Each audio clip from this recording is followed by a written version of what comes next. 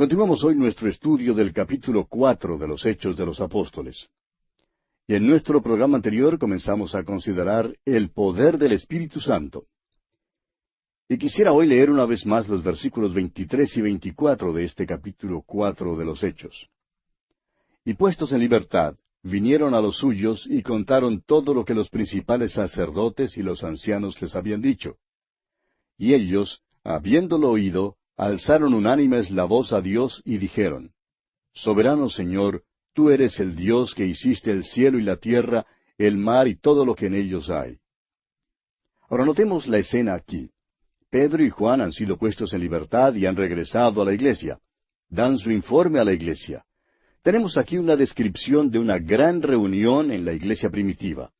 Creemos que nunca antes haya logrado la iglesia un nivel tan alto, una condición tan espiritual como la que se describe en cuanto a esta iglesia. Encontramos el secreto de esto en su oración. Note usted que no es simplemente una oración cualquiera. Es un himno de alabanza. Dicen: Soberano Señor, tú eres el Creador. Y amigo oyente, tenemos que la iglesia hoy en día no está tan segura de que el Señor sea Dios y Creador. ¿Está usted, amigo oyente, seguro de eso? ¿Está usted seguro de que Jesús es Dios? Eso tiene muchísima importancia. Y es precisamente aquí donde la iglesia ha perdido su poder. La iglesia no está tan segura de esto en el día de hoy. Y es por eso que la iglesia ha perdido su impacto y ha perdido su poder. La iglesia de hoy en día parece que solo habla de métodos, empleando esa artimaña o aquella estratagema, para poder así atraer a más gente y llenar sus templos. Pero lo que resulta, amigo oyente, es que las iglesias, en muchos casos, no son más que clubes religiosos. La iglesia ya no puede cumplir la misión de transmitir el poder espiritual. La iglesia primitiva, en cambio, estaba segura de que Jesús es Dios. Notemos ahora que estos creyentes aquí citan una porción del Salmo 2. Leamos los versículos 25 y 26 de este capítulo 4 de los Hechos. Que por boca de David tu siervo dijiste: ¿Por qué se amotinan las gentes y los pueblos piensan cosas vanas? Se reunieron los reyes de la tierra y los príncipes se juntaron en uno contra el Señor y contra su Cristo. El Salmo 2 comenzó a cumplirse cuando crucificaron a Jesucristo. El odio contra Jesús y contra Dios se ha estado amontonando por los siglos durante más de 2000 años. Y cual pelota de nieve ha estado acumulando más y más tamaño e ímpetu. Por fin se romperá en un poderoso crescendo sobre esta tierra en la rebelión final del hombre contra Dios. Continuemos con los versículos 27 hasta el 30 de este capítulo 4 de los Hechos. Porque verdaderamente se unieron en esta ciudad contra tu santo Hijo Jesús, a quien ungiste, Herodes y Poncio Pilato, con los gentiles y el pueblo de Israel, para hacer cuanto tu mano y tu consejo habían antes determinado que sucediera. Y ahora, Señor, mira sus amenazas, y concede a tus siervos que con todo denuedo hablen tu palabra, mientras extiendes tu mano para que se hagan sanidades y señales y prodigios mediante el nombre de tu santo Hijo Jesús. Esto en verdad es conmovedor, amigo oyente. Elevaron unánimes esta oración. Ahora no creemos que todos oraron al mismo tiempo. Estamos seguros que uno lo dirigió en oración y que los demás dijeron un amén. Ahora no oraron que cesara la persecución. Note usted que oraron que el Señor les diera valor para hablar la palabra de Dios. Y amigo oyente, aquella iglesia primitiva era diferente a la iglesia de hoy en día, y sus peticiones eran diferentes a las que elevamos en nuestras iglesias. Continuemos con el versículo 31. Cuando hubieron orado, el lugar en que estaban congregados tembló, y todos fueron llenos del Espíritu Santo, y hablaban con denuedo la palabra de Dios. Fue una condición de la iglesia la que hizo que esto fuera posible. Ahora el versículo 32 dice: Y la multitud de los que habían creído era de un corazón y un alma, y ninguno decía ser suyo propio nada de lo que poseía, sino que tenían todas las cosas en común. Desafortunadamente, amigo oyente, esta situación no duró mucho tiempo. La carnalidad entró muy pronto en la iglesia y debido al egoísmo y los celos tuvieron que abandonar esta práctica. Leamos ahora el versículo 33. Y con gran poder los apóstoles daban testimonio de la resurrección del Señor Jesús, y abundante gracia era sobre todos ellos. Note usted aquí que nuevamente cae el énfasis sobre la resurrección. Y amigo oyente, este es el corazón de la gran predicación evangélica. Leamos ahora los versículos 34 al 37, los versículos finales de este capítulo 4 de los Hechos de los Apóstoles. Así que no había entre ellos ningún necesitado, porque todos los que poseían heredades o casas las vendían y traían el precio de lo vendido y lo ponían a los pies de los apóstoles, y se repartía a cada uno según su necesidad. Entonces José, a quien los apóstoles pusieron por sobrenombre Bernabé, que traducido es Hijo de Consolación, levita, natural de Chipre, como tenía una heredad, la vendió y trajo el precio y lo puso a los pies de los apóstoles. Ahora esta clase de vivir no podría realizarse por mucho tiempo, debido a la condición espiritual de la iglesia. Es una tontería decir que debemos poner esto en práctica en el día de hoy. Si tratáramos de hacer esto, resultaría en gran confusión. ¿Por qué? Porque primero, amigo oyente, es necesario un alto nivel espiritual. Y desafortunadamente no lo tenemos hoy en día. Seamos sinceros. Nos hace falta entrar en una relación más íntima con la persona de Jesucristo. Se nos ha presentado aquí a Bernabé, a quien conoceremos mejor al entrar en el capítulo 5 de los Hechos. Y en esta forma, pues, concluye nuestro estudio del capítulo 4. Ahora notamos, al llegar al capítulo 5, los resultados del gran sermón presentado por Simón Pedro. Y aquí en el capítulo 5 se nos presenta la primera defección en la iglesia primitiva. Y es seguida por la muerte de Ananías y Zafira. En el capítulo anterior, como ya dijimos, se nos presentó a un hombre llamado Bernabé. Y Bernabé estará entre nosotros nuevamente aquí en el capítulo 5. Él es uno de los maravillosos santos de la iglesia primitiva, un hombre de Dios y uno de los primeros misioneros. Él fue el primer compañero del apóstol Pablo. Juntos fueron a Galacia, una zona difícil, sin embargo, Dios bendijo su ministerio en ese lugar. Ahora este hombre aparentemente hizo una donación muy generosa a la iglesia, y toda la gente estaba hablando sobre eso. Tal vez él recibió mucha publicidad y cierta notoriedad debido a su generosidad. En la iglesia primitiva, los creyentes tenían todas las cosas en común, y esto revela el hecho de que ellos mantenían un alto nivel espiritual para poder hacer esto. Pero ahora tiene lugar esta defección, y revela por qué no podía continuar y no continuó. Simplemente por la naturaleza carnal que existe en la humanidad. Leamos pues el primer versículo de este capítulo 5 de los Hechos. Pero cierto hombre llamado Ananías, con Zafira su mujer, vendió una heredad. Es obvio que estaban imitando a Bernabé.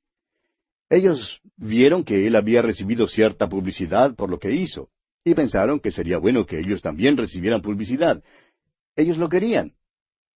Y hemos notado que hay personas que dan y lo hacen con el solo propósito de que se les dé atención.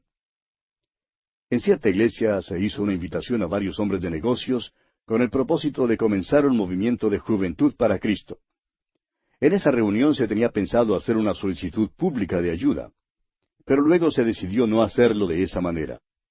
Pero uno de los presentes dijo, hay cierta persona aquí que no va a donar nada, a menos que se le dé la oportunidad de hablar públicamente y poder dar a conocer a todos lo que él está dando. ¿Y sabe usted una cosa? Este hombre dio solo una pequeña donación. Tal hombre le dijo a alguien después de la reunión que él había ido con la intención de dar 10 veces más de lo que dio. Pero él esperaba poder hacerlo en forma pública, pero no lo hizo porque nadie le preguntó o le pidió delante de los demás. Esa es la condición de la naturaleza humana hoy en día.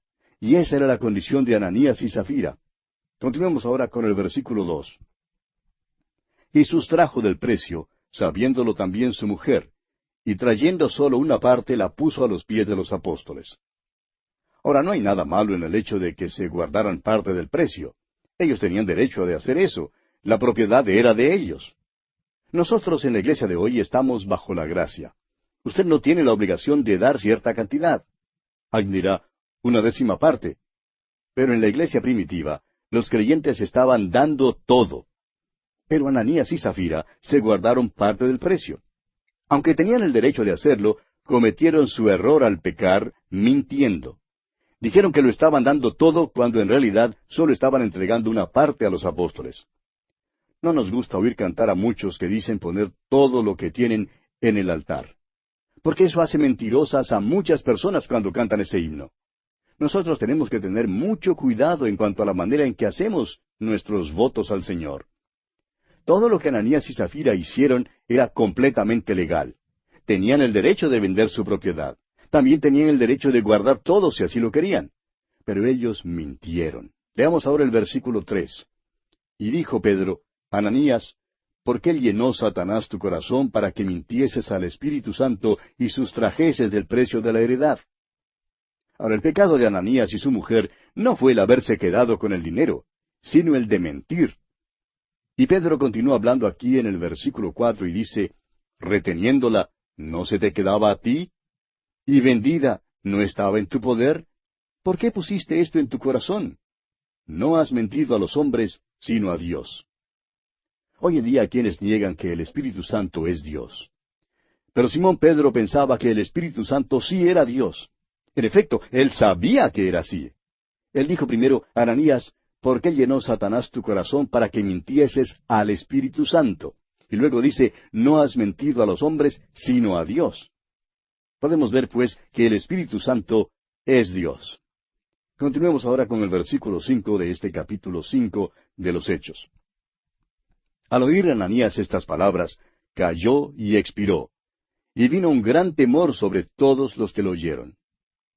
Hay personas hoy en día que acreditan a Simón Pedro, es decir, lo acusan de causar la muerte de Ananías. Nosotros queremos absolverlo de ese crimen.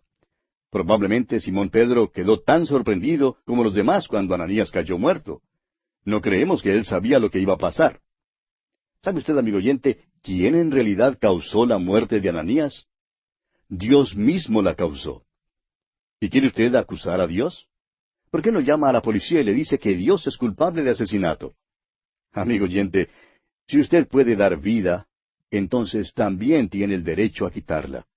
Este es el universo de Dios. Nosotros somos las criaturas de Dios. Respiramos de su aire. Estamos usando su cuerpo que Él nos dio. Y amigo oyente, Él lo puede reclamar a usted en cualquier momento. ¿Quién va a cuestionar a Dios? Usted puede llamar a la policía todo lo que quiera, pero no va a lograr nada porque ellos no lo pueden arrestar. Él no es culpable de ningún crimen.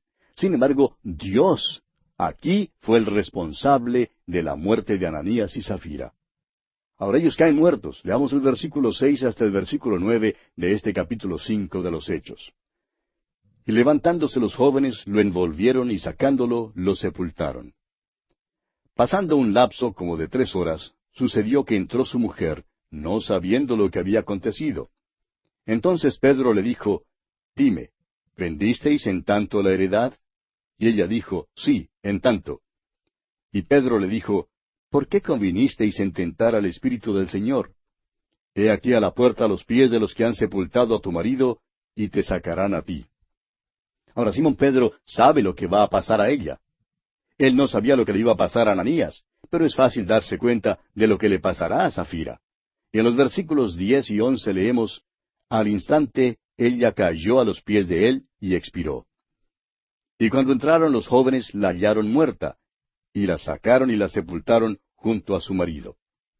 Y vino gran temor sobre toda la iglesia y sobre todos los que oyeron estas cosas. Ahora, lo que a mí me sorprende es el hecho de que una mentira de esta naturaleza, como la que vivieron Ananías y Zafira, no podía existir en la iglesia primitiva. La iglesia era tan santa y tan espiritual que el mentiroso hacia Dios no podía pertenecer a ella. Eso es diferente a lo que tenemos hoy en día. Note usted también que Simón Pedro tenía un discernimiento espiritual que causaba admiración. Y esto, amigo oyente, también falta en el día de hoy. La iglesia primitiva sí lo tenía, y esta clase de pecado no podía existir. Ahora, si los que mintieron a Dios en nuestros días cayeran muertos en nuestras iglesias, pues tendríamos muchos entierros entre nosotros. Las empresas funerarias estarían haciendo muy buen negocio. Pero hoy los mentirosos escapan. La peor clase de hipócritas se puede hallar en las iglesias en estos días. No tienen interés en asistir a los estudios bíblicos durante la semana, ni les gusta lo que hemos descubierto, pero pueden existir en la iglesia y lo hacen. Pero note usted lo siguiente. Estos creyentes no estaban viviendo en el alto nivel espiritual de la iglesia primitiva. Aunque ellos eran salvos, cuando mintieron al Espíritu Santo, fueron separados de la compañía de los demás creyentes. Ellos cometieron un pecado de muerte. Y el apóstol Juan menciona en su primera carta, capítulo 5, versículo 16, este pecado de muerte. Dice él, si alguno viere a su hermano cometer pecado que no sea de muerte, pedirá, y Dios le dará vida. Esto es, para los que cometen pecado que no sea de muerte. Hay pecado de muerte por el cual yo no digo que se pida. Ananías y Zafira, pues, cometieron ese pecado. Ahora, lo sorprendente es que este pecado no podía existir en la iglesia primitiva. Había una santidad de vida en la iglesia, y Pedro se sorprendió como los demás cuando Ananías cayó muerto. Y el poder continuaría en la iglesia primitiva, y las multitudes serían salvas. Pero la iglesia no será tan pura luego de esta experiencia como lo era antes. Antes tenían todas las cosas en común. Esto casi los arruina. Y veremos lo que sigue en el próximo capítulo. Pero notemos ahora que los apóstoles hacen uso del don apostólico. Leamos el versículo 12 de este capítulo 5 de los Hechos.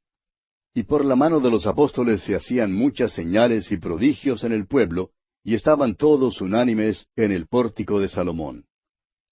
Ahora usted sabe que son los apóstoles los que tienen el don de sanidad, el don de hacer milagros. Ellos tienen el don de hacer señales. Hicieron muchas señales, y las hicieron entre la gente. Continuemos con el versículo 13 de este capítulo 5 de los Hechos. De los demás, ninguno se atrevía a juntarse con ellos, mas el pueblo los alababa grandemente. En ese momento, eso detuvo el avivamiento. Pero aún así, había aquellos que se agregaban porque muchos se salvaban. Ahora el versículo 14 dice, y los que creían en el Señor aumentaban más, gran número así de hombres como de mujeres. Es obvio que para el año 300 después de Cristo había literalmente millones de personas en el Imperio Romano que se habían entregado a Cristo. Continuemos con el versículo 15. Tanto que sacaban los enfermos a las calles y los ponían en camas y lechos para que al pasar Pedro, a lo menos su sombra cayese sobre alguno de ellos. Ahora es la multitud la que hace esto. Es la muchedumbre, el vulgo que hace esto. Simón Pedro no andaba por las calles para que su sombra cayese sobre las personas. Él no estaba dedicado a eso.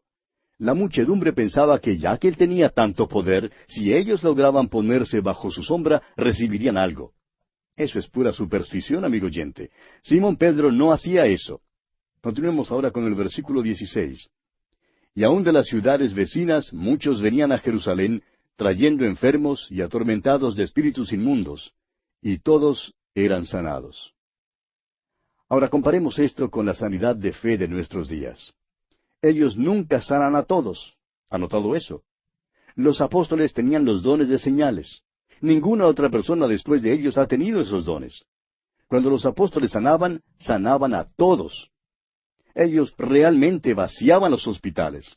Y ese era el poder de la iglesia primitiva.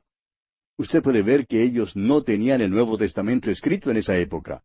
En nuestra era tenemos un libro escrito, y la autoridad descansa ahora en los apóstoles. El apóstol Pablo dice que la iglesia ha sido edificada sobre Jesucristo. Él es la piedra angular y sobre los apóstoles.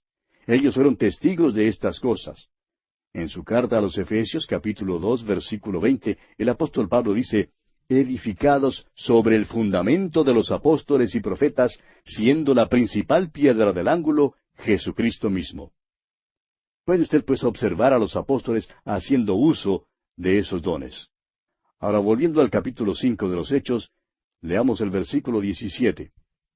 Entonces, levantándose el sumo sacerdote y todos los que estaban con él, esto es, la secta de los saduceos, usted puede notar ahora que los saduceos todavía están al frente de la persecución. Recuerde que los fariseos fueron los que dirigieron la persecución contra el Señor Jesús. Pero fueron los saduceos los que dirigieron la persecución contra la iglesia primitiva.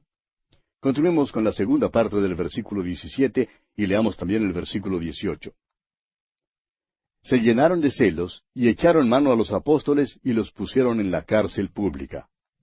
Los apóstoles son arrestados por segunda vez y puestos en la cárcel. Ahora nota lo siguiente. Mas un ángel del Señor, en el versículo 19, mas un ángel del Señor, no dice el ángel del Señor. El ángel del Señor en el Antiguo Testamento no era otro que el mismo Jesucristo antes de su encarnación. Pero ahora Él es hombre en la gloria. Él está a la diestra de Dios y es quien está haciendo todo esto. Eso es lo importante que hay que notar. Y hoy Él tiene las manos y los pies paralizados porque en este mundo la iglesia no está actuando por Él. Permítanos decirle, amigo oyente, que Él quiere moverse a través de su iglesia, y Él quiere obrar a través de usted y de mí, si es que lo dejamos. De modo que notemos que es un ángel del Señor. Continuemos con los versículos 19 al 23 de Hechos capítulo 5. Mas un ángel del Señor, abriendo de noche las puertas de la cárcel y sacándolos, dijo, Id, y puestos en pie en el templo, anunciad al pueblo todas las palabras de esta vida. Habiendo oído esto, entraron de mañana en el templo y enseñaban. Entretanto, vinieron el sumo sacerdote y los que estaban con él, y convocaron al concilio y a todos los ancianos de los hijos de Israel, y enviaron a la cárcel para que fuesen traídos. Pero cuando llegaron los alguaciles, no los hallaron en la cárcel. Entonces volvieron y dieron aviso, diciendo, Por cierto, la cárcel hemos hallado cerrada con toda seguridad, y los guardas afuera, de pie, ante las puertas. Mas cuando abrimos, a nadie hallamos dentro. Y amigo oyente, eso mismo ocurrió en la resurrección de Jesucristo. La piedra no fue corrida para que Él pudiera salir. Él ya había salido cuando se corrió la piedra que tapaba la entrada de la tumba. La piedra se corrió para dejar entrar a aquellos que estaban afuera, como ocurrió aquí en esta ocasión. Y bien, vamos a detenernos aquí, amigo oyente, porque nuestro tiempo ha tocado ya a su fin. Continuaremos, Dios mediante, en nuestro próximo programa.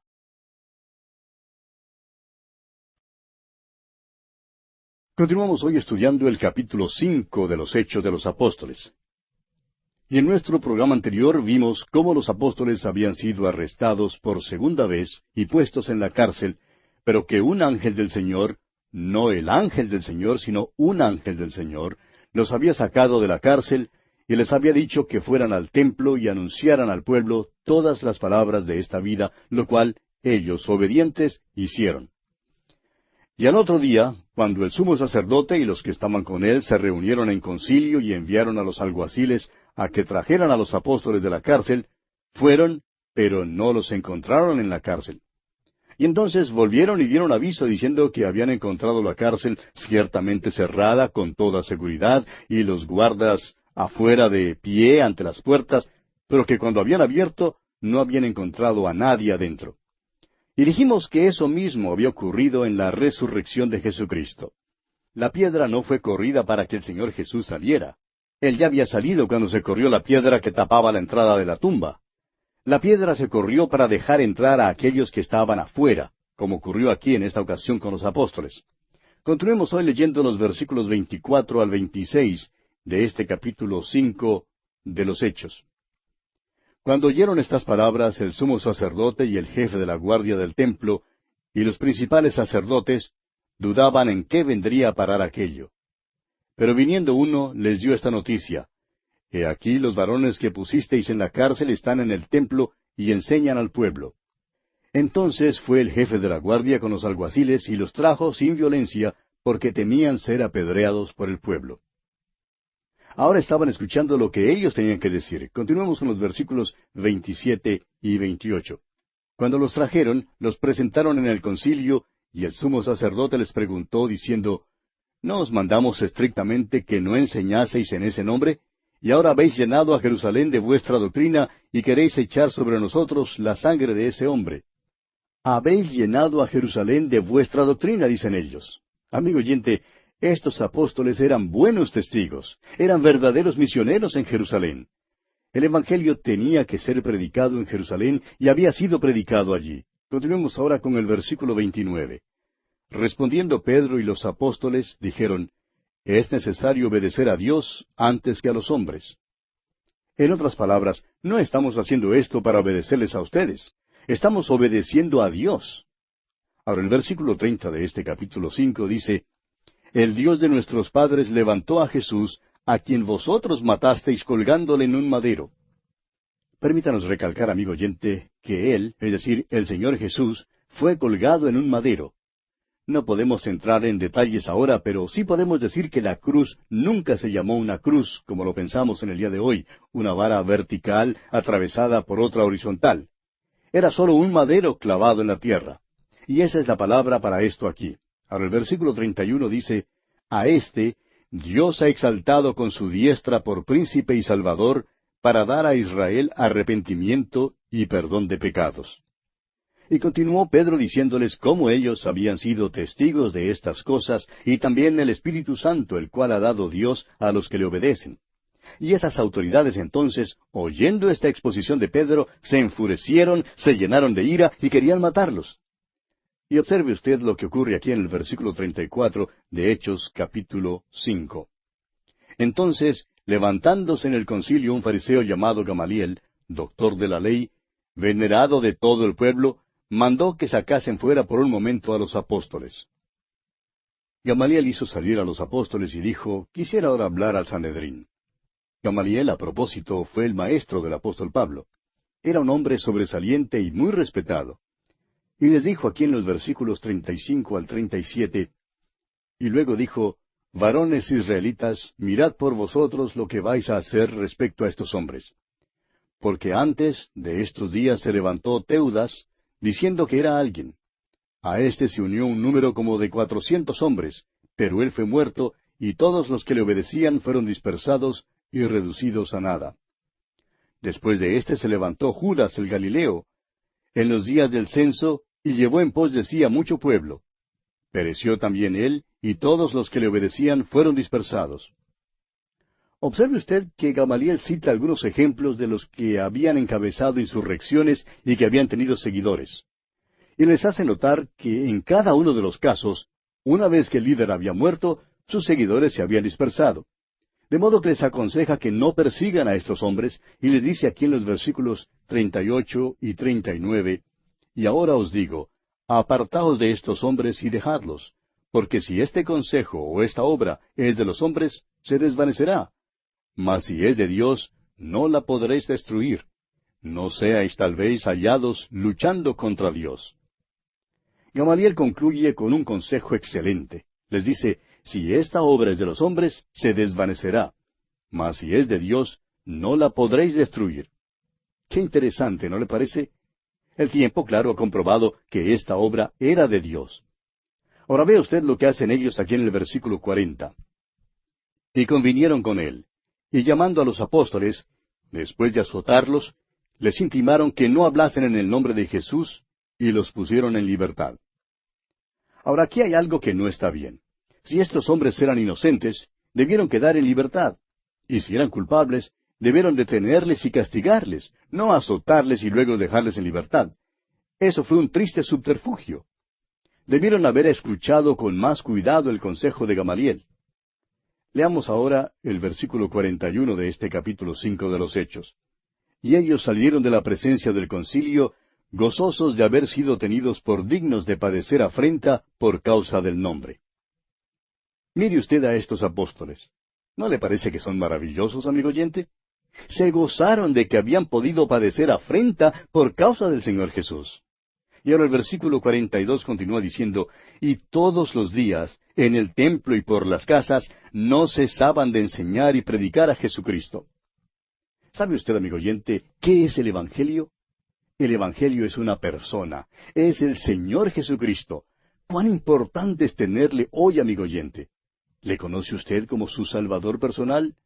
No hay punto intermedio, amigo oyente. O bien confíe en Él, o bien no confíe en Él. O bien Él es su Salvador personal, o de otra manera, usted no tiene Salvador alguno. Ese es el mensaje central, y los apóstoles no cesaban de enseñar y predicar a Jesucristo. Y bien, así concluimos el capítulo 5 de los Hechos de los Apóstoles. Pasamos ahora al capítulo 6. En este capítulo 6 tenemos el nombramiento de los 7 diáconos y el testimonio del diácono Esteban. Vemos ahora otro resultado de la defección que había en la iglesia. Primero vimos la defección en el caso de Ananías y Zafira. Eran creyentes salvos, pero no podían quedarse en la iglesia primitiva mientras albergaban aquella mentira en sus vidas. Debido a que hubo defección en la iglesia, hubo necesidad de tener oficiales.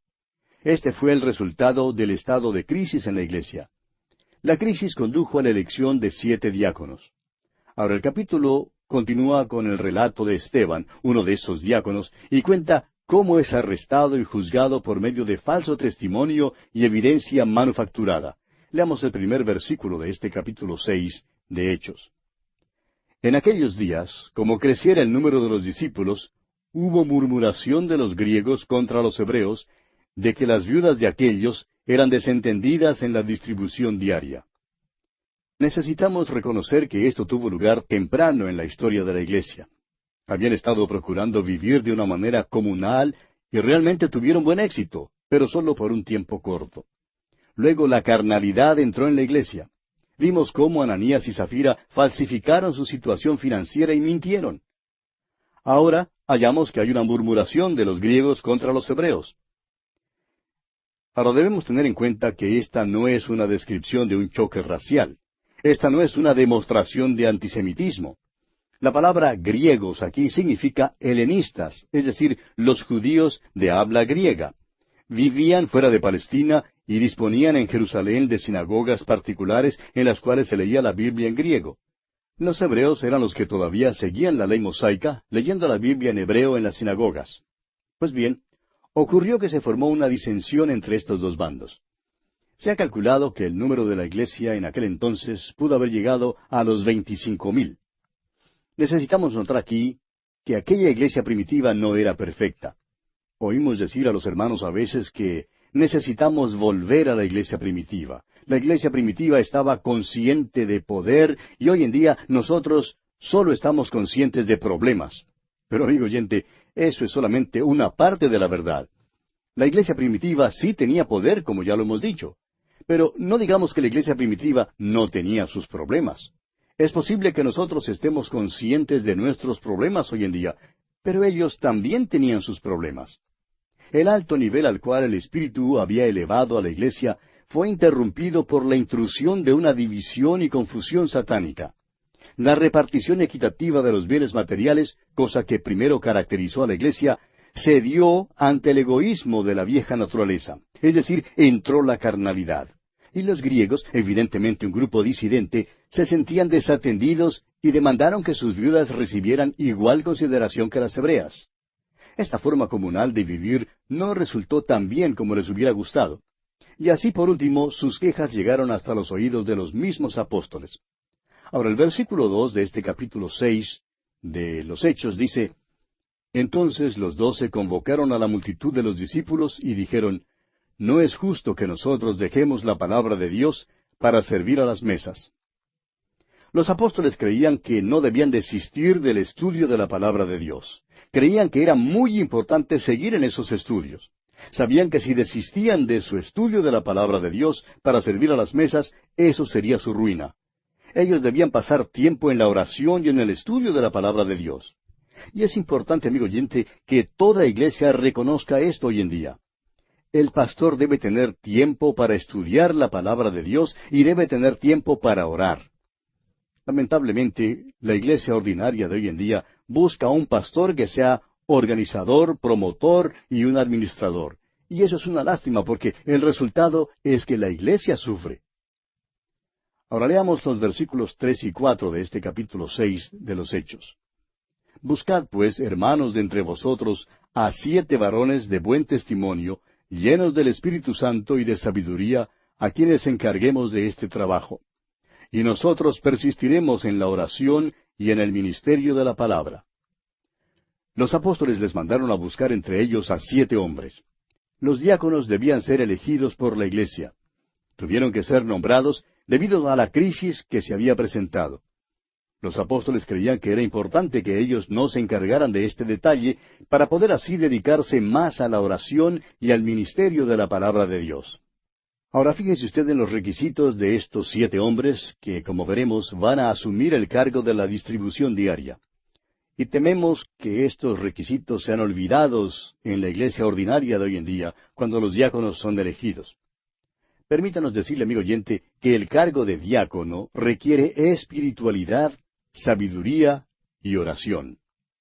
Estos hombres tenían que ser hombres de buen testimonio. Su testimonio tenía que ser indisputable. En realidad, es una cosa trágica que una iglesia tenga un diácono cuyo testimonio es cuestionable, tanto así que los hermanos no puedan confiar en él. Tal hombre no debe servir como diácono. Estos hombres, pues, debían ser llenos del Espíritu Santo.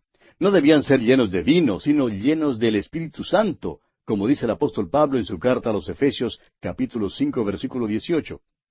Además, debían ser hombres llenos de sabiduría. Debían ser espirituales y capaces de hacer una aplicación de la verdad espiritual. Eso era de suma importancia. Es que el hecho de que asumieran el cargo de la distribución diaria propende a darles una vista desproporcionada de las cosas. Por tanto, es de mayor importancia aún que los diáconos sean hombres que ven las cosas desde un punto de vista espiritual. Se nos da ahora una descripción de uno de esos diáconos, Esteban. El versículo 10 nos dice que no les fue posible resistir la sabiduría y el espíritu con que hablaba. Tenía una verdadera convicción, era un hombre lleno de fe. No solo tenía la fe salvadora, sino que también poseía la fe que sirve, una fe que testifica. No era la cantidad de su fe, sino el objeto de su fe lo que era importante. Nos enteramos, según el versículo 8, que Esteban era lleno de poder. Estas, amigo oyente, constituyen las cualidades más importantes de hombres que son elegidos como diáconos. Continuemos ahora con el versículo 4 de este capítulo 6 de los Hechos. Y nosotros persistiremos en la oración y en el ministerio de la palabra. Ese era el deber de los apóstoles. Ahora los versículos 5 y 6 dicen, agradó la propuesta a toda la multitud, y eligieron a Esteban, varón lleno de fe y del Espíritu Santo, a Felipe, a Prócoro, a Nicanor, a Timón, a Parmenas, y a Nicolás, prosélito de Antioquía, a los cuales presentaron ante los apóstoles, quienes orando les impusieron las manos. No podemos decirle más en cuanto a los últimos 5 hombres que se mencionan aquí, ya que no son mencionados más en la Biblia.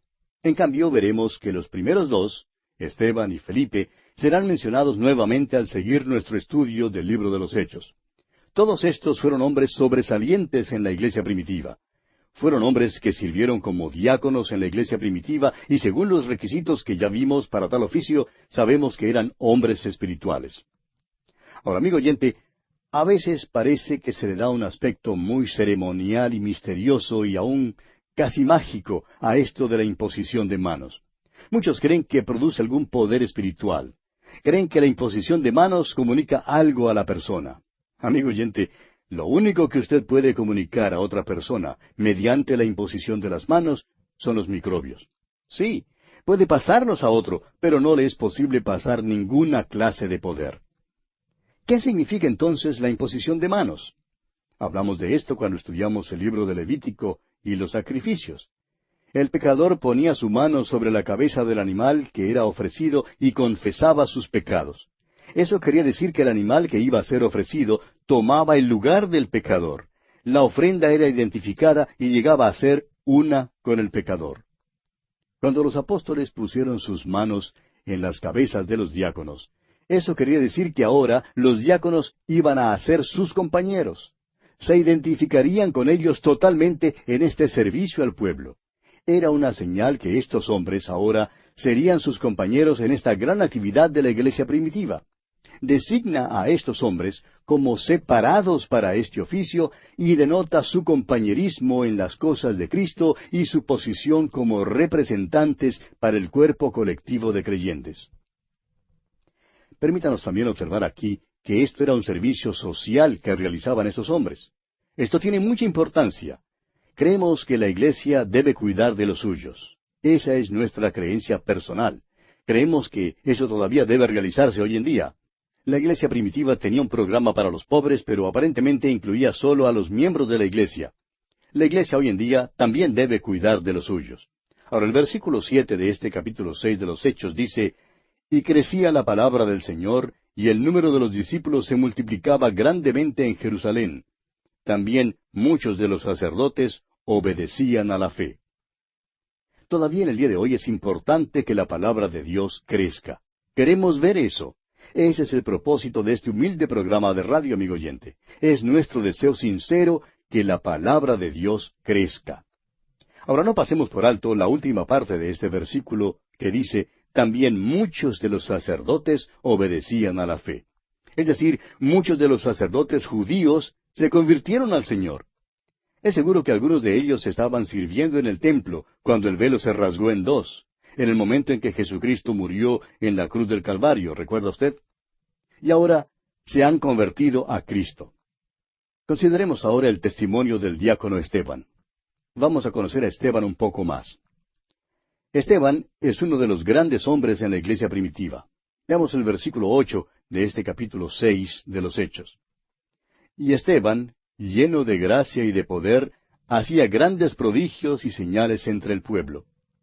Al parecer, estos diáconos se unen hasta ser uno con los apóstoles en cuanto al ejercicio de los dones junto con las señales. Han sido traídos a una posición singular. Esteban es un poderoso testimonio del Evangelio. Y fue este tipo de testimonio lo que, por supuesto, despertó el odio de los saduceos. Testigos falsos aparecen entonces ante el concilio para acusar a Esteban. Leamos los versículos 9 hasta el 15 de este capítulo 6 de los Hechos. Entonces se levantaron unos de la sinagoga llamada de los libertos, y de los de Cirene, de Alejandría, de Cilicia y de Asia, disputando con Esteban. Pero no podían resistir a la sabiduría y al espíritu con que hablaba. Entonces sobornaron a unos para que dijesen que le habían oído hablar palabras blasfemas contra Moisés y contra Dios. Y soliviantaron al pueblo, a los ancianos y a los escribas, y arremetiendo le arrebataron y le trajeron al concilio. Y pusieron testigos falsos que decían, Este hombre no cesa de hablar palabras blasfemas contra este lugar santo y contra la ley, pues le hemos oído decir que ese Jesús de Nazaret destruirá este lugar y cambiará las costumbres que nos dio Moisés. Entonces todos los que estaban sentados en el concilio, al fijar los ojos en él, vieron su rostro como el rostro de un ángel. Ahora veamos esta escena que se desarrolla aquí un poco más de cerca. Esteban es llevado ante el Sanedrín y también son traídos los testigos falsos. Los testigos falsos hablan la verdad, pero solo en parte. El Señor Jesús sí dijo que destruirían el templo y que Él lo levantaría nuevamente. Pero Él estaba hablando de su propio cuerpo. En el juicio del Señor Jesucristo, los testigos falsos entendieron mal esa declaración y la falsificaron. Por tanto, aquí entienden mal a Esteban cuando él dice que el templo en Jerusalén será dejado desolado. En realidad, el templo sin Cristo ya estaba desolado de todos modos. Y ellos entendieron mal lo que Esteban les decía en cuanto a las costumbres que les dio Moisés. Los hombres nunca han sido salvados por la ley, sino por la gracia. No comprendieron lo que decía, y por eso su testimonio solo era parcialmente verdadero. Ahora, según dice el versículo 15, vieron algo maravilloso en el rostro de Esteban. Y creemos que este hombre se aproximó más a ser un ángel que cualquier hombre que jamás haya vivido. Qué hermosa escena esta que contemplamos aquí con Esteban frente al concilio, frente al Sanedrín. Y bien, amigo oyente, así concluimos nuestro estudio del capítulo 6 de los Hechos. Vamos a aprovechar esta coyuntura para detenernos aquí por hoy. En nuestro próximo programa, Dios mediante, iniciaremos el estudio del capítulo 7, donde veremos la defensa y el martirio de Esteban.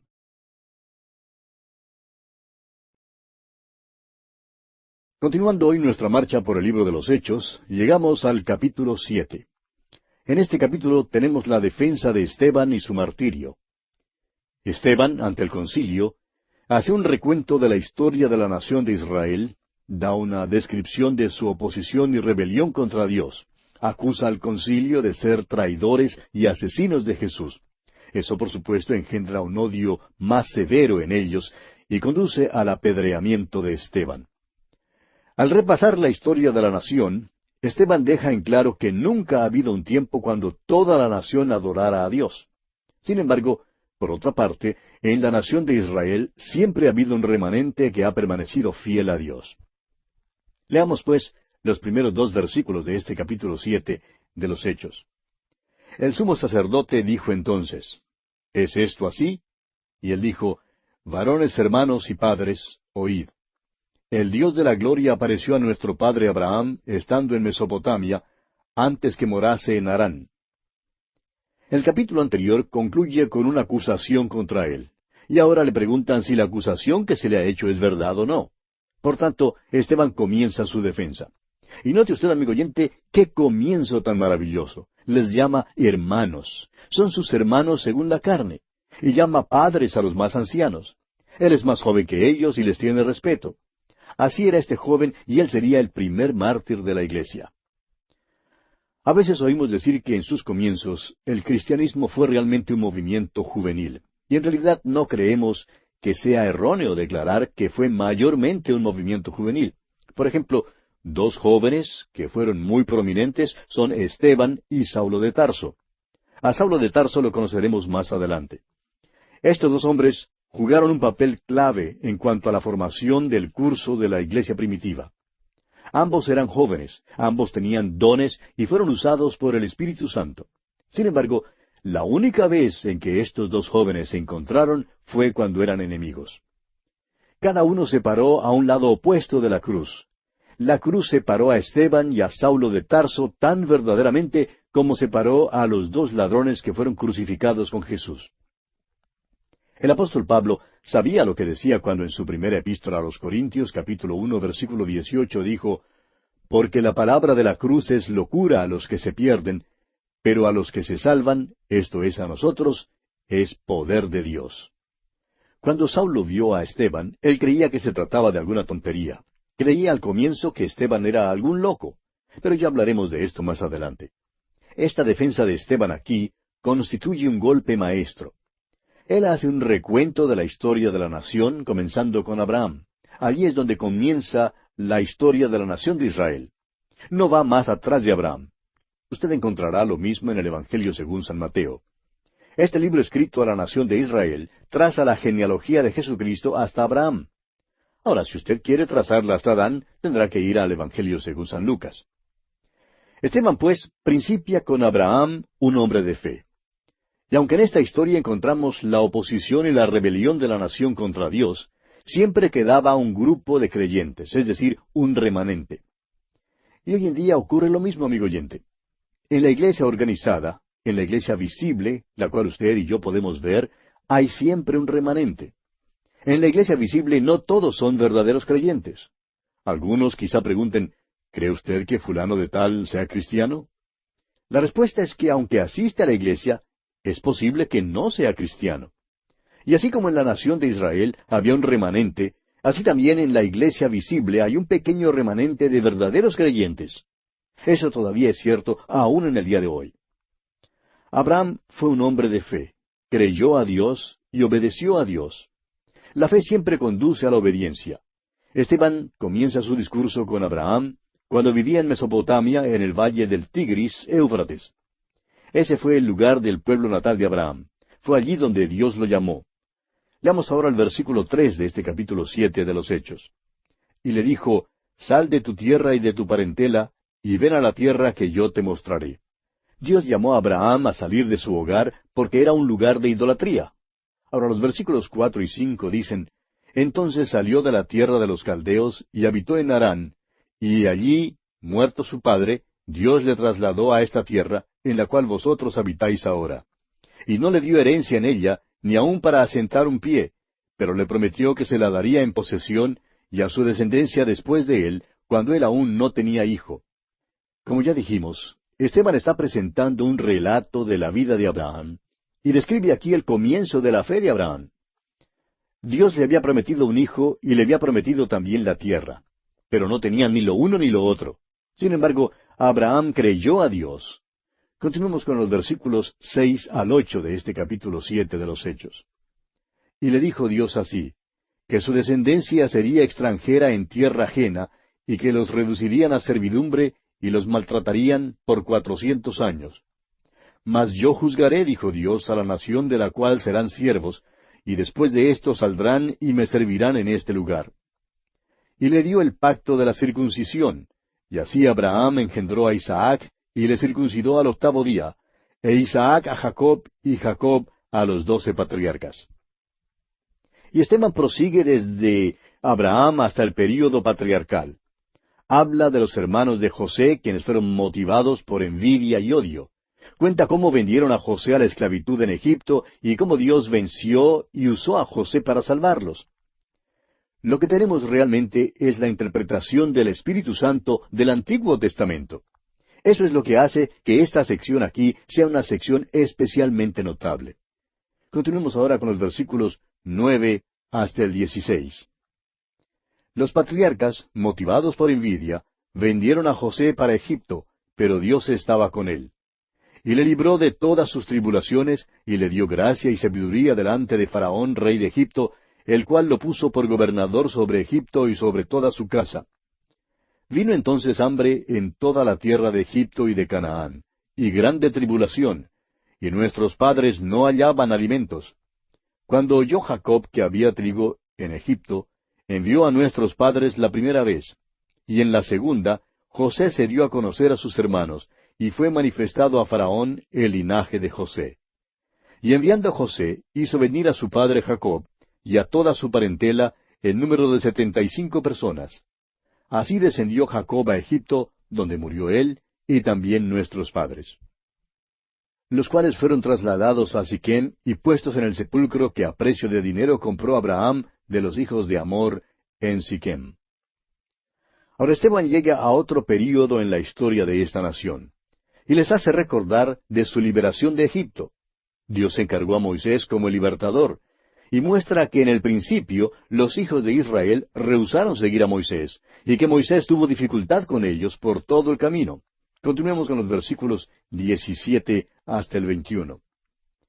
Pero cuando se acercaba el tiempo de la promesa que Dios había jurado a Abraham, el pueblo creció y se multiplicó en Egipto, hasta que se levantó en Egipto otro rey que no conocía a José. Este rey, usando de astucia con nuestro pueblo, maltrató a nuestros padres, a fin de que expusiesen a la muerte a sus niños para que no se propagasen. En aquel mismo tiempo nació Moisés y fue agradable a Dios, y fue criado 3 meses en casa de su padre. Pero siendo expuesto a la muerte, la hija de Faraón le recogió y le crió como a hijo suyo. Los comentarios que Esteban añade confirman algunas de las cosas que ya dijimos cuando estudiamos acerca de Moisés. Moisés seguramente habría sido el próximo Faraón. La hija de Faraón lo crió como su propio hijo. Es que Faraón no tenía hijos, y por tanto a Moisés le habría correspondido la sucesión del trono. Ahora el versículo 22 dice, «Y fue enseñado Moisés en toda la sabiduría de los egipcios, y era poderoso en sus palabras y obras». Moisés fue criado en medio de la sabiduría de los egipcios. La sabiduría de los egipcios no se menosprecia aún en este tiempo avanzado, cuando creemos que lo sabemos todo en cuanto a todo. Demasiadas veces faltamos en no atribuirle adecuadamente a los egipcios todo lo que ellos sabían. Habían desarrollado las matemáticas, la química, la ingeniería, la arquitectura y la astronomía. Todo a un punto muy excelente y admirable. Habían desarrollado estos campos de estudio de una manera que realmente era extraordinaria. Considere usted las pirámides, por ejemplo. Considere los colores que hallamos en las tumbas, colores que han permanecido brillantes durante siglos. Ellos eran verdaderos expertos en cuanto al embalsamamiento. También habían calculado la distancia al sol. Amigo oyente, los egipcios tenían una cultura altamente desarrollada y no eran ignorantes de ninguna manera. Moisés, pues, disfrutó de todas las ventajas de aquel entonces, siendo criado como hijo de la hija de Faraón. Fue enseñado en toda la sabiduría de los egipcios. Fue sobresaliente en todo. Pero hay otra cosa que quisiéramos añadir. A pesar de todo esto, él no estaba preparado para guiar al pueblo de Dios. Toda la sabiduría del mundo de aquel entonces no le capacitó apropiadamente para guiar al pueblo de Dios. Y de igual manera, toda la sabiduría que los hombres tienen hoy en día no es suficiente, amigo oyente, para que puedan comprender la palabra de Dios. Les es demasiado difícil. ¿Por qué? Porque como dice el apóstol Pablo en su primera carta a los Corintios, capítulo 2, versículo 14, «Pero el hombre natural no percibe las cosas que son del Espíritu de Dios, porque para él son locura, y no las puede entender, porque se han de discernir espiritualmente». Y aunque Moisés fue enseñado en la sabiduría de sus tiempos, no estaba listo para librar al pueblo de Dios. Por tanto, después de 40 años de sabiduría en Egipto, Dios lo puso en el desierto. y allí Dios lo preparó adecuadamente para ser el libertador. Bien, continuemos con los versículos 23 al 25 de este capítulo 7 de los Hechos. Continúa Esteban hablando, y dice, cuando hubo cumplido la edad de 40 años, le vino al corazón el visitar a sus hermanos, los hijos de Israel. Y al ver a uno que era maltratado, lo defendió, e hiriendo al egipcio, vengó al oprimido. Pero él pensaba que sus hermanos comprendían que Dios les daría libertad por mano suya, mas ellos no lo habían entendido así. Fíjese usted que Moisés hace lo que él considera una cosa buena. Espera librar a sus hermanos, pero ellos en realidad no lo entendieron así. En verdad, Moisés tampoco entendió esto. Todavía no estaba verdaderamente listo, y Dios entonces necesita llevarlo al desierto. Continuemos con los versículos 26 al 28. Y al día siguiente se presentó a uno de ellos que reñían, y los ponía en paz diciendo, varones, hermanos sois, ¿por qué os maltratáis el uno al otro? Entonces el que maltrataba a su prójimo le rechazó, diciendo, ¿quién te ha puesto por gobernante y juez sobre nosotros? ¿Quieres tú matarme, como mataste ayer al egipcio? Ahora Moisés se queda asustado. Fíjese usted, versículos 29 al 31. Al oír esta palabra, Moisés huyó y vivió como extranjero en tierra de Madián, donde engendró 2 hijos. Pasados 40 años, un ángel se le apareció en el desierto del monte Sinaí, en la llama de fuego de una zarza. Entonces Moisés, mirando, se maravilló de la visión, y acercándose para observar, vino a él la voz del Señor. Moisés había querido librar a los hijos de Israel, pero no estaba preparado para librarlos, y los israelitas tampoco estaban preparados para aceptarlo como libertador. No estaban dispuestos a aceptar su liderazgo y hasta se opusieron. Ahora Dios lo llama para ser libertador. Leamos los versículos 32 al 34 de este capítulo 7 de los Hechos. Yo soy el Dios de tus padres, el Dios de Abraham, el Dios de Isaac y el Dios de Jacob. Y Moisés, temblando, no se atrevía a mirar. Y le dijo el Señor, quita el calzado de tus pies, porque el lugar en que estás es tierra santa. Ciertamente he visto la aflicción de mi pueblo que está en Egipto, y he oído su gemido, y he descendido para librarlos. Ahora pues, ven, te enviaré a Egipto. Dios le dijo a Moisés que él había oído su queja. Él vio su necesidad. Fue por eso que los libró. Y fue por la misma causa, amigo oyente, que proveyó un Salvador para nosotros, para usted y para mí. No fue porque nosotros seamos unas personas tan buenas.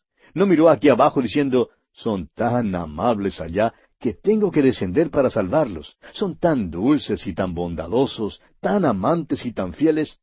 De ninguna manera, amigo oyente. Dios miró aquí abajo y no vio nada sino a pecadores contaminados y podridos realmente.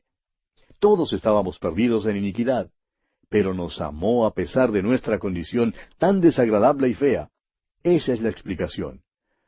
Ahora el versículo 35 de los Hechos, capítulo 7, dice, a este Moisés, a quien habían rechazado diciendo, ¿quién te ha puesto por gobernante y juez? A éste lo envió Dios como gobernante y libertador por mano del ángel que se le apareció en la zarza. Notará usted el énfasis que se pone sobre el ministerio de los ángeles en la vida de la nación de Israel. Notará también que el ministerio de los ángeles es prominente a través de toda su historia. La ley misma fue dada por medio del ministerio de los ángeles. Dios dio la ley a Moisés por medio del ministerio de ángeles. Oímos hablar mucho acerca de los ángeles en el tiempo de la Navidad. ¿A quiénes se dirigieron los ángeles? ¿Y para qué? Bueno, tenían un mensaje para el pueblo de Israel, para María, para José, para Zacarías y para los pastores. Dios no está enviando mensajes por medio de los ángeles durante este período de la iglesia.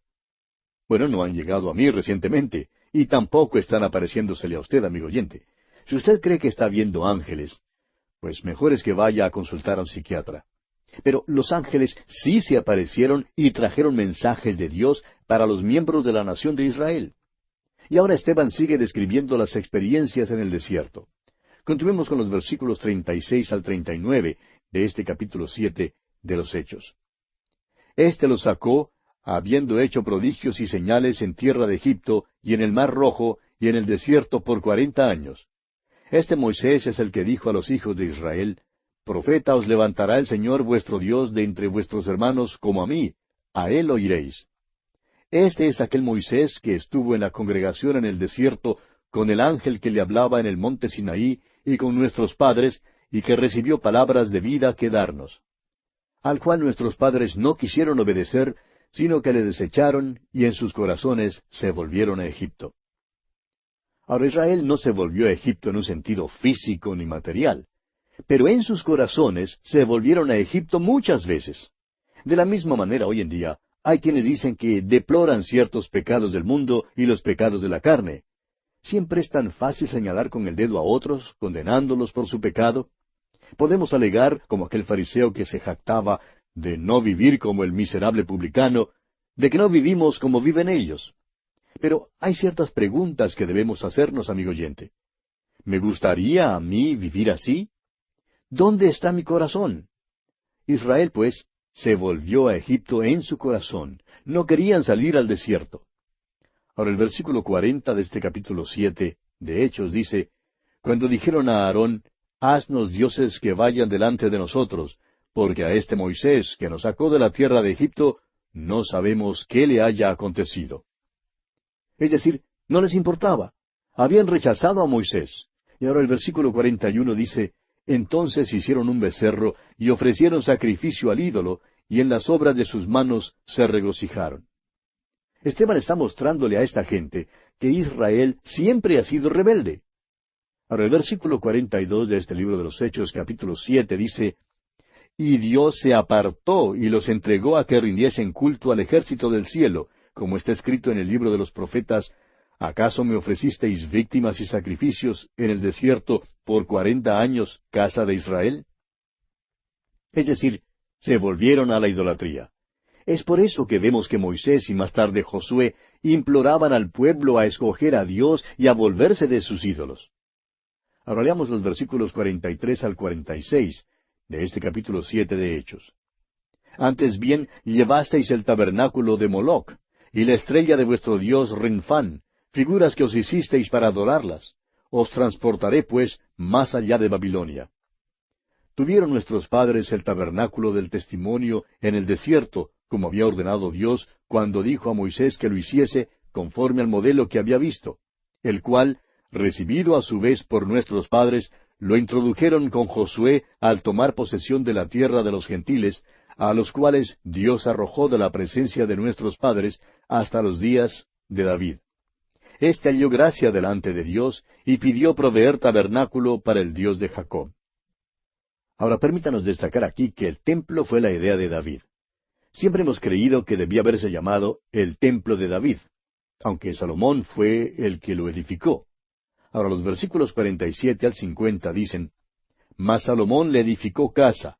Si bien el Altísimo no habita en templos hechos de mano, como dice el profeta, el cielo es mi trono, y la tierra el estrado de mis pies.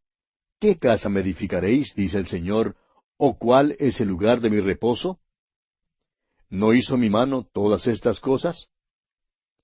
Ahora Esteban llega a su condenación por parte de las autoridades religiosas de aquel entonces. Escuche usted los versículos 51 al 53. Dice Esteban, duros de cerviz e incircuncisos de corazón y de oídos. Vosotros resistís siempre al Espíritu Santo, como vuestros padres, así también vosotros. ¿A cuál de los profetas no persiguieron vuestros padres? Y mataron a los que anunciaron de antemano la venida del justo, de quien vosotros ahora habéis sido entregadores y matadores. Vosotros que recibisteis la ley por disposición de ángeles, y no la guardasteis. Ahora, físicamente estos hombres eran circuncisos, pero desde el punto de vista espiritual, en sus corazones y en sus oídos eran incircuncisos. Es decir, que en ninguna manera estaban más dispuestos a escuchar a Dios que lo que estuvo esa multitud durante esos años allá en el desierto. Este es un discurso sobresaliente, amigo oyente. Esteban les recuerda de su liberación desde Egipto. Dios mismo nombró como libertador a Moisés. Sin embargo, los hijos de Israel rehusaron obedecerle. La experiencia en el desierto fue una serie de rebeliones contra Dios que culminó con la hechura de un becerro de oro. Una verdadera plaga de idolatría empezó nuevamente en la tierra, resultando en el cautiverio babilónico. Ahora, Esteban concluye esta presentación hablando de Josué, quien les guió hasta la tierra prometida, y de Jesús, quien es el único camino al cielo. Dice que la ley les fue dada sobrenaturalmente por el ministerio de ángeles y que ellos no la guardaron. Creemos que ellos se acordarían que el nacimiento de Jesús fue anunciado por los ángeles y que ellos mismos habían llegado a ser sus traidores y asesinos. Pasemos ahora a considerar el martirio de Esteban. Esteban fue el primer mártir. También en esta porción del capítulo 7 de los Hechos se nos presenta por primera vez a Saulo de Tarso. Leamos el versículo 54 de este capítulo 7 de los Hechos. Oyendo estas cosas, se enfurecían en sus corazones y crujían los dientes contra él. Fíjese usted, cómo odiaban a Esteban por hablar lo que hablaba. Versículo 55 ahora. Pero Esteban, lleno del Espíritu Santo, puestos los ojos en el cielo, vio la gloria de Dios y a Jesús que estaba a la diestra de Dios. Dios es espíritu, amigo oyente. ¿Cómo entonces puede tener Dios una diestra? Bueno, esto quiere decir que la diestra de Dios es el lugar de prominencia, el lugar de honor. Dios había prometido a Jesucristo que le glorificaría y le daría un nombre que es sobre todos los nombres. Jesucristo fue exaltado y está ahora a la diestra de Dios. Eso quiere decir que la redención ya ha sido consumada. Él todavía está obrando, intercediendo por su pueblo. Y no hay duda que Él estaba allí en aquella ocasión, listo para recibir al primer mártir. Leamos los versículos 56 al 58 de este capítulo 7 de los Hechos. Y dijo, He aquí, veo los cielos abiertos y al Hijo del Hombre que está a la diestra de Dios. Entonces ellos, dando grandes voces, se taparon los oídos y arremetieron a una contra él. Y echándole fuera de la ciudad, le apedrearon. Y los testigos pusieron sus ropas a los pies de un joven que se llamaba Saulo. Estos dos jóvenes, Esteban y Saulo, se encuentran aquí juntos por primera vez, la única vez, la última vez. Y se encontraron como enemigos. Estaban parados en lados opuestos de la cruz.